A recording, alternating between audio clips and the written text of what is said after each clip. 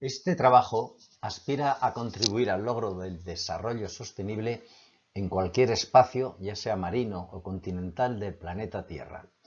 Por tanto, afecta muy especialmente a los dos grandes objetivos del desarrollo sostenible de naturaleza y base biológica. Es decir, el objetivo 14, vida submarina, los océanos, y el objetivo 15, la vida de los ecosistemas terrestres, es decir, las zonas de tierra y también las aguas continentales. Abordamos este trabajo desde la perspectiva del principio de precaución. El principio de precaución dice que en caso de amenaza para el medio ambiente y en una situación de incertidumbre científica, deben tomarse las medidas apropiadas para prevenir el daño. Este principio, propio de la Unión Europea, es útil también para el resto del planeta. En lo que concierne a sus efectos sobre este trabajo, nos induce a aplicar el diseño y cálculo de sostenibilidad de las estructuras ambientales a manejar antes de proceder a cualquier actuación o no actuación, porque la no actuación tiene también un impacto sobre cualquiera de dichas estructuras. Es decir, nos obliga a cuantificar la sostenibilidad con prudencia y proporcionalidad. Pretendemos contribuir a alcanzar la sostenibilidad ambiental, es decir, la sostenibilidad social, cultural, la sostenibilidad técnico-ecológica y la sostenibilidad económico-natural, simultáneamente, del manejo por parte del hombre de los valores, usos y recursos presentes en cualquier espacio más o menos natural, sea marino o continental, esté protegido o no.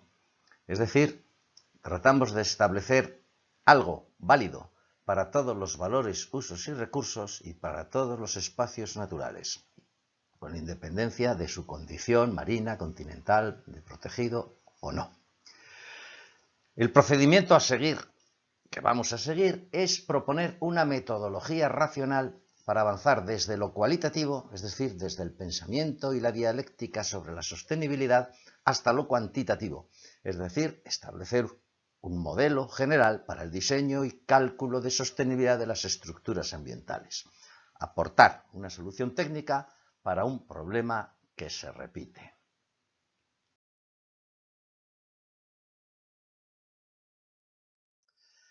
El manejo genuinamente sostenible de cualquier espacio más o menos natural debe desarrollarse a través de 5 estadios sucesivos y encadenados entre sí.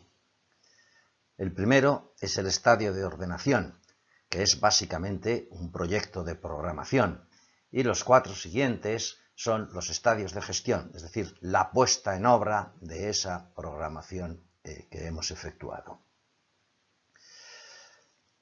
Esquemáticamente, manejo sostenible sería igual a, primero, estadio de programación, segundo, estadio de aplicación, tercero, estadio de supervisión, cuarto, estadio de control y quinto, estadio de seguimiento. Sin completar estos 5 estadios, es muy dudoso el uso del término sostenible, sobre el que se ha realizado verdaderamente un abuso léxico indudable. Es necesario establecer un modelo general para el manejo sostenible de cada espacio y también para el desarrollo sostenible a generar en ese espacio y desde ese espacio en el exterior. Sin este modelo general, términos tales como sostenibilidad, desarrollo sostenible, impacto, custodia, caridad, certificación, resultan conceptos más bien pobres en sus bases inventariales, en sus procesos a seguir y en los resultados cuantitativos a obtener. Diríamos que son conceptos inundados de interpretaciones léxicas y deficientes en aplicaciones técnicas. Establecido el modelo general, el problema para su aplicación sería disponer de personal adecuado. Aplicar este modelo general obliga a formar técnicos e investigadores en desarrollo sostenible, hablamos siempre de los ODS 14 y 15. Las competencias profesionales de estas personas y el potencial de empleo para ellas abarcarían todos los espacios naturales y todos los valores, usos y recursos, repito, naturales, del planeta Tierra.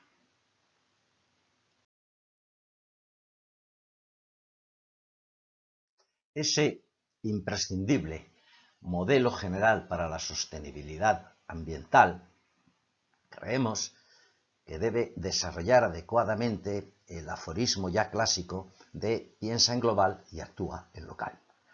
En consecuencia, se compone de un protocolo global y de un algoritmo local, es decir, pensamos y organizamos en global y actuamos en local. El protocolo global es un protocolo común para el manejo técnico y para la investigación heurística, es decir, no es solo técnica, es técnica y ciencia, y debe de ser aplicable a todos los espacios naturales del planeta, si no, no sería global. Por su parte, el algoritmo local, entendiendo por local todo aquello que concierne al aquí, ahora y para esto, es decir, en un espacio concreto, en un tiempo concreto y para unos objetivos concretos. Ni los espacios permanecen en sus características ambientales fijos, ni los tiempos son los mismos, ni los objetivos a alcanzar en cada momento son fijos. Es decir, el algoritmo local es aquí, ahora y para esto. Un algoritmo que tiene que resolver el diseño y cálculo de sostenibilidad de estructuras ambientales. Diseño y cálculo que debe ser propio de cada espacio, es decir, cada espacio a manejar debe de tener su propio cálculo estructural y debe de ser además obligadamente común para todos los espacios, valores, usos y recursos. Como cualquier otro algoritmo, tiene que constar de unos datos de entrada, recogida de información, toma de datos, llamémosle como queramos, un proceso centralmente de cálculo, en ese proceso debería diseñarse los grandes objetivos y, por supuesto, calcularse la forma de llegar y emitir unos resultados, es decir, unas soluciones al problema del manejo de ese algoritmo. Dentro del modelo general, el protocolo global proyecta, aplica, supervisa, controla y sigue la sostenibilidad del manejo y el desarrollo sostenible a generar en y desde cualquier espacio natural. En definitiva, vemos que sigue los 5 estadios normales que hemos desarrollado anteriormente. El protocolo global es a la vez un hecho técnico y es también un hecho científico, el mismo. Por supuesto, hecho científico de naturaleza heurística, digamos aproximadamente ensayo y error, orientado al avance continuo de los conocimientos locales. Hay un concepto esencial en el manejo de espacios naturales, que cada espacio es un mundo, que las soluciones y los conocimientos válidos para un espacio no son válidos para otro, ni siquiera cuando aparentemente son muy semejantes.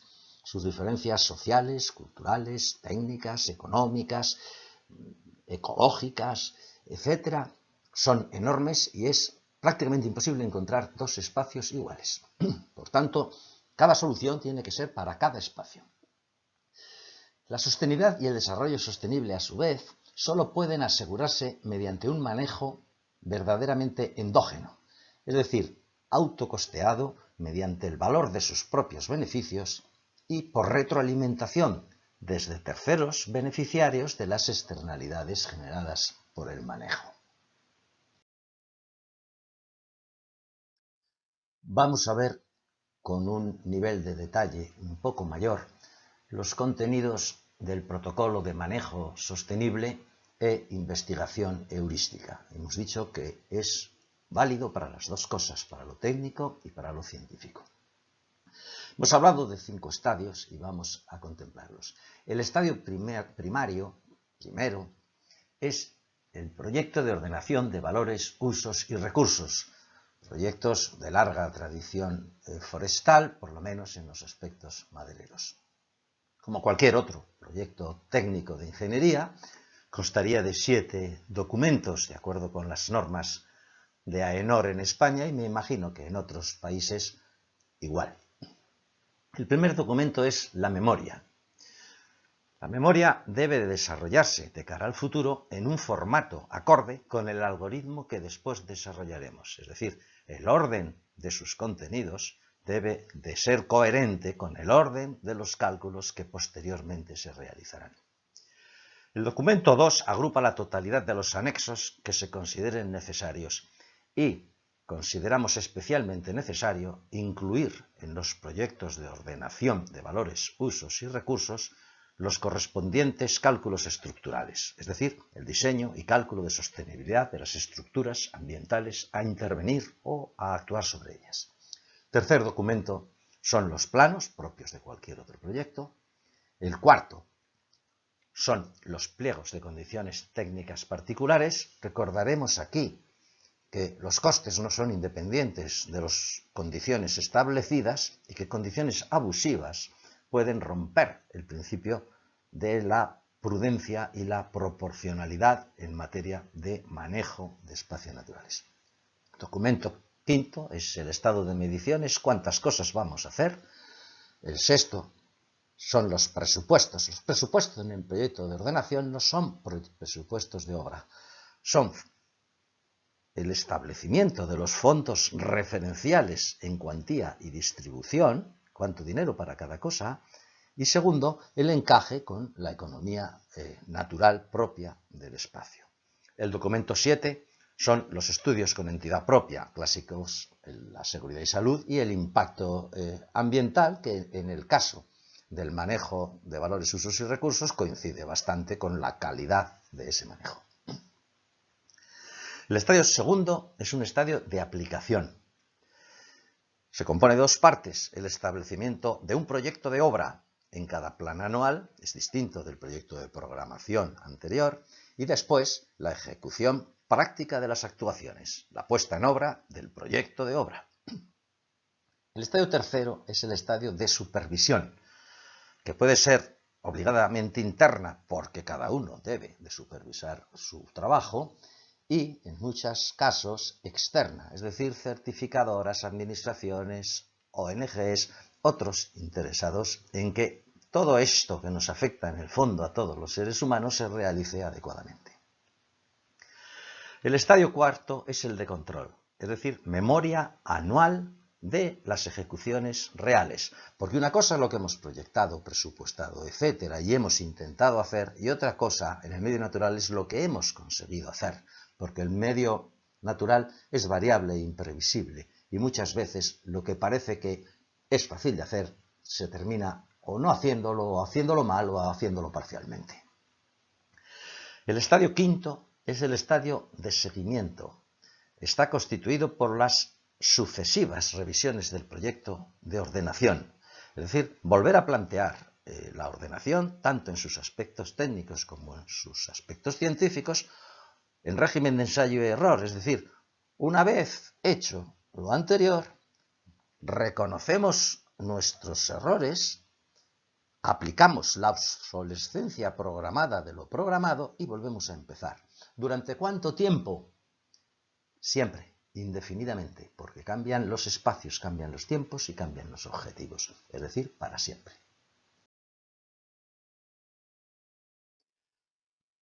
¿Cuáles son los progresos asociados al protocolo global que hemos presentado?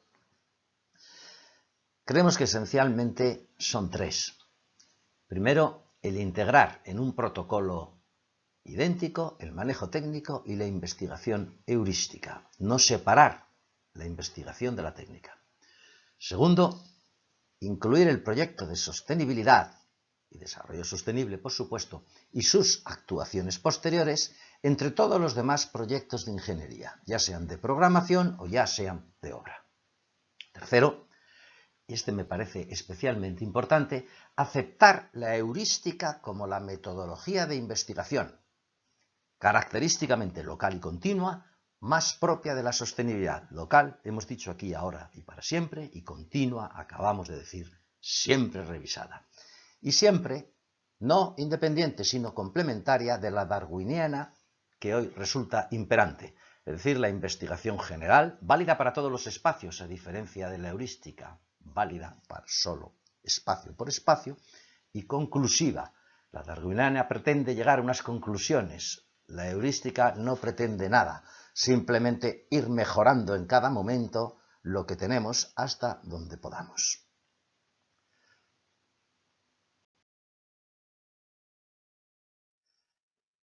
En el modelo general que estamos desarrollando, tras el protocolo global, viene el algoritmo local. Hay una reflexión inicial a realizar, que es que ninguna ingeniería alcanza su plenitud hasta que no se dota de un modelo de diseño y cálculo para las estructuras que le conciernen. Las ingenierías físicas, como la arquitectura, lo tienen, es decir, el cálculo de estructuras físicas existe y se estudia en todas las escuelas de ingeniería. La pregunta es, ¿por qué existe el diseño y cálculo de estructuras para todas las demás ingenierías y no para la de la sostenibilidad? No se queda coja en sus aspectos técnicos, no está demasiado debilitada frente a los argumentos terceros. Por tanto, urge dotar a cada espacio natural, hemos dicho, piensa en global, actúa en local, urge dotar a cada espacio natural con su propio algoritmo local de diseño y cálculo común para todas aquellas estructuras ambientales que, directa o indirectamente, vayan a manejarse en él, es decir, todas aquellas que puedan resultar impactadas, positivas o negativamente, dentro del perímetro a intervenir. El algoritmo tiene que proponer y cuantificar las actuaciones a ejecutar, por supuesto, y establecer las hipótesis científicas a ensayar, heurísticamente y en régimen de obsolescencia programada, como ya hemos explicado. Construir el entorno en el que nos desenvolvemos, en el que vivimos los seres humanos, exige intervenir sobre una serie de estructuras físicas y también sobre las estructuras ambientales. Entre las estructuras físicas, hablamos de ingeniería común, hablamos de arquitectura, y las estructuras ambientales, hablamos evidentemente de medio ambiente natural, existen una serie de paralelismos. Por ejemplo, la resistencia de materiales conduce al cálculo de estructuras físicas, en base a ese cálculo se establece el proyecto de ingeniería civil y después se procede a la construcción. En el caso de los medios naturales, de la ingeniería de la sostenibilidad, la dinámica de poblaciones no se debe confundir nunca con el cálculo de estructuras. La dinámica de poblaciones conduce al cálculo de estructuras ambientales, lo que ahora estamos proponiendo, que lleva a un proyecto de ingeniería ambiental cuyo objetivo es la sostenibilidad. Es decir, las estructuras físicas construyen obras físicas, las estructuras ambientales construyen hechos sostenibles tratando de contribuir al máximo desarrollo sostenible global posible. ¿Cuáles son los objetivos del algoritmo local? En general, estamos tratando de dar una respuesta cuantitativa y local, insisto, aquí, ahora y para esto, a los tres componentes básicos de la sostenibilidad y el desarrollo sostenible: lo social, lo ecológico y lo económico. En lo que concierne a lo social, se pretende evaluar cuantitativamente el empleo y el recreo generados directa o indirectamente, es decir, los aspectos relacionados con la sociología ambiental aplicada al manejo. El segundo componente básico es lo ecológico. Aquí tenemos que cuantificar la resistencia misma de las estructuras biológicas frente a los esfuerzos de uso y captación soportados, así como la compatibilidad y la integración entre los beneficios ambientales presentes.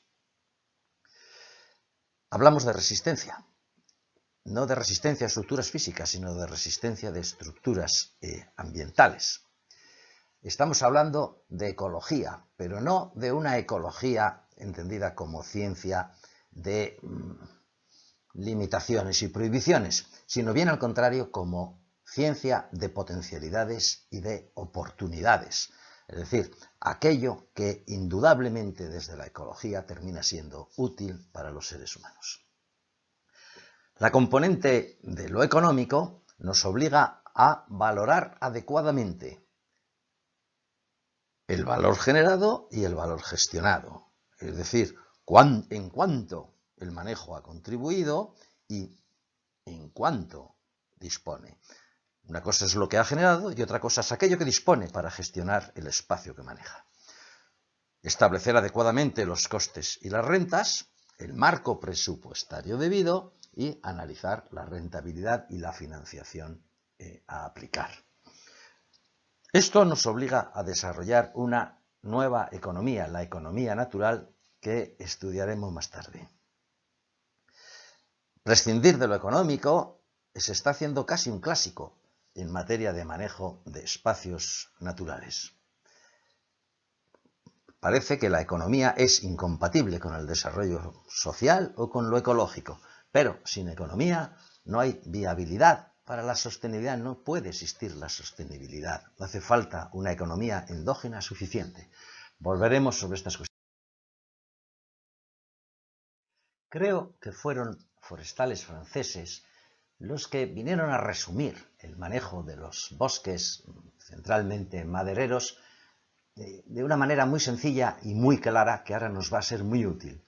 Decían que consiste en de lo que tenemos a lo que queremos mediante lo que haremos. Bueno, nos acaban de dar las 3 fases del algoritmo. La primera fase, la fase de levantamiento del acta de estado, lo que tenemos. La segunda fase, la fase de diseño del espacio modelo, lo que queremos. Y la tercera fase, la fase de programación de los planes especiales, lo que haremos. En definitiva, lo podemos leer otra vez, de lo que tenemos a lo que queremos mediante lo que haremos. La fase de levantamiento del acta de estado se descompone en 4 etapas distintas. Estas mismas etapas se van a repetir en la fase del diseño del espacio modelo y en la fase de actuación, en las etapas de actuación. En la fase de levantamiento del acta de estado se comienza por la vertebración, es decir, unidades biológicas a intervenir, modalidades de intervención, unidades captables o usables, según que hablemos de captaciones o de usos. Hablamos de un levantamiento de los datos sociales precisos, hablamos también del inventario ecológico de la zona y exactamente igual con lo económico. ¿Cómo está aquello hoy? ¿Cómo está ese espacio tal y como nos lo encontramos? Posteriormente se establece la fase de diseño del espacio modelo, lo que queremos, y sus etapas vuelven a ser las mismas, con una diferencia. En el anterior caso era cómo son hoy y ahora son idealmente cómo deberían de ser. Es decir, estamos estudiando el margen de mejora que tenemos, cuánto podemos contribuir a una mejor sostenibilidad y a un mayor desarrollo sostenible. Finalmente, lo que tenemos y lo que queremos serían nada si no lo traducimos en lo que haremos. Esta es la fase de programación de los planes especiales. Distinguimos 5 planes especiales. Primero, el que concierne a los valores, usos y aprovechamientos. Segundo, el de defensa y daños. Tercero, el de fomento biológico de esos valores, usos y recursos. El cuarto, el desarrollo patrimonial del espacio. Y el quinto, los estadios de gestión, es decir, las normas a seguir a efectos de aplicación, supervisión, control y seguimiento. Las etapas son otra vez iguales. Es decir, haremos las etapas ahora como unas etapas de transición para conseguir llegar desde lo que tenemos a lo que queremos, los pasitos que iremos dando. Hemos visto antes los principales progresos asociados al protocolo global. Vamos a ver ahora los progresos asociados al algoritmo local. Básicamente considero que son 3 los más destacables. Primero, la mejora de las normativas e instrucciones técnicas de ordenación siempre, casi siempre sectorial, vigentes hasta hoy, para adaptarlas al algoritmo local. Es algo que concierne centralmente a las administraciones públicas, que son las que emiten estas instrucciones técnicas. El orden de presentación de las cosas, el orden de los análisis debe de ser paralelo al proceso de cálculo algorítmico y, en consecuencia, se entra en una contradicción. O priorizamos una rutina previa o priorizamos el progreso asociado al algoritmo. Segundo, integrar como anexo obligado en los proyectos de ingeniería de la sostenibilidad el diseño y cálculo de estructuras ambientales. Es decir, que la sostenibilidad pase a ser igual que cualquier otra ingeniería a efectos de proyecto. Y tercero, el algoritmo local nos conduce a una cuestión capital, que es desarrollar e impulsar una nueva economía natural, no basada en beneficio igual a ingresos menos gastos, sino basada en que el único beneficio real es la sostenibilidad. Ahí hay ingresos y hay gastos, por supuesto, y tiene que haber beneficios, y tiene que haber un montón de cuestiones económicas, llamémosles tradicionales. Pero si las condiciones de sostenibilidad no se cumplen, todas las cifras económicas que se quieran aportar son falsas, están basadas en la mentira. Desarrollar e impulsar esta economía natural es una cuestión de política ambiental necesaria y urgente. Desarrollar la economía natural probablemente es el gran reto que tienen ante sí la sostenibilidad del manejo de los espacios naturales y el desarrollo sostenible a lograr en y desde ellos. Aplicar el modelo general nos obliga a proponer una nueva economía para todos los espacios, valores, usos y recursos naturales. Una economía bien distinta de la economía agraria o de cosecha, de la economía común o de mercado y de la llamada economía ambiental. Una economía caracterizada principalmente por la necesidad de cuantificar la sostenibilidad antes de abordar cualquier valoración o presupuesto y por absorber dentro de la sostenibilidad las necesidades del desarrollo sostenible, que muchas veces son muy remotas, están muy alejadas del espacio que estamos manejando, pero que deben de integrarse. Hay una pregunta inicial en esta cuestión de la economía natural. ¿Para qué valorar lo insostenible? Si una cosa no es sostenible, es tontería seguir adelante. El problema lo tienes ahí. Primero resuelve la sostenibilidad, luego valora lo que quieras. Por otro lado, ¿cómo no valorar las externalidades ambientales, todos los beneficios que el manejo genera para terceros que demandan y reciben esos beneficios y que, por tanto, deberían costear y supervisar? Es decir, por un lado, contribuir a aquello que piden, a lograr eso que se pide, y segundo, supervisar que si llega un dinero, ese dinero se invierta con racionalidad y buen sentido, no sea un despilfarro más o menos alegre de bienes colectivos, es decir, del dinero de la...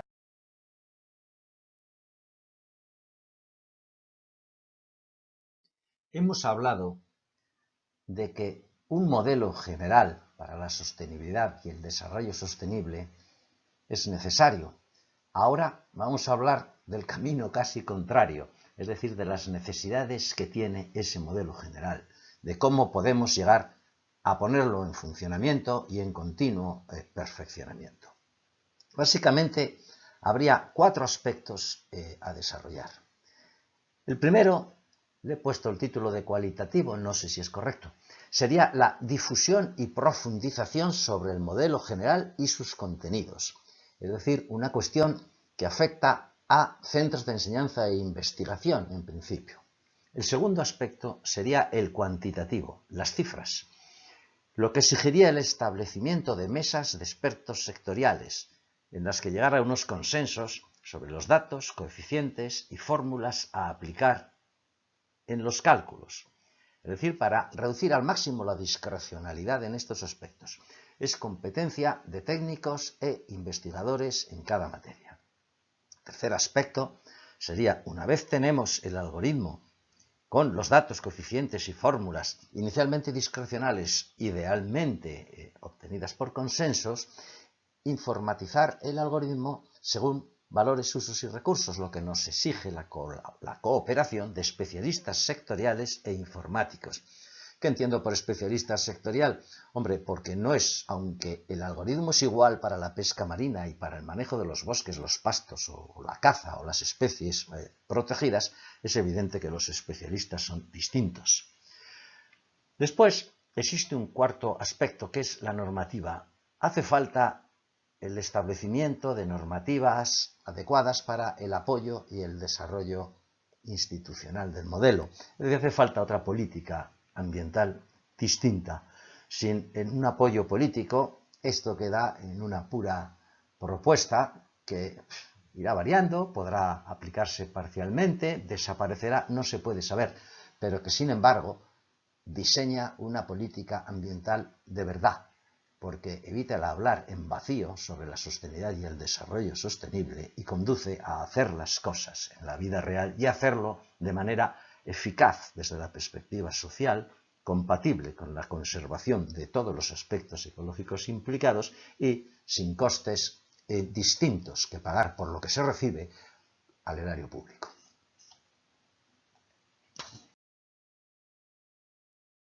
Hemos hablado de la necesidad de avanzar hacia otra política ambiental, distinta de la actual. ¿Y cuáles serían los pasos principales a dar? Desde mi punto de vista, 4. El primero se refiere a las externalidades, aquellos beneficios del manejo que reciben terceros. Primer paso, internalizar las externalidades generadas hasta optimizar la sostenibilidad del manejo del espacio, de cada espacio, y el desarrollo sostenible a lograr en y desde cualquier espacio natural. Es decir, que las externalidades no sean solo términos y contenidos más o menos difusos, sino que se traduzcan en financiar, en que esos terceros que se benefician financien la sostenibilidad y el desarrollo sostenible. Es muy fácil de cuantificar y de aplicar. Segundo, la modelización. Consiste en aplicar de forma cautelar, en cumplimiento del principio de precaución, el modelo general, el protocolo y el algoritmo a todos los espacios naturales. Es decir, no seguir con actuaciones imprudentes fuera del margen, fuera de los límites del protocolo y el algoritmo debido. El tercer punto concierne a la contabilidad pública. Hacen falta cambios en los modelos contables actuales para integrar los beneficios inmateriales del manejo. Manejar los espacios naturales parece ser una cosa casi superflua, un coste casi irrecuperable, y no es cierto.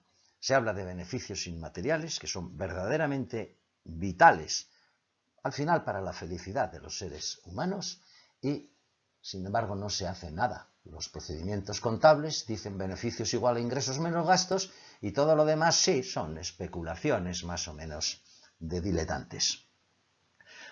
Cuarto aspecto, saber que el manejo es la herramienta central, el manejo de los espacios naturales es la herramienta central para el desarrollo de muchos otros objetivos para el desarrollo sostenible.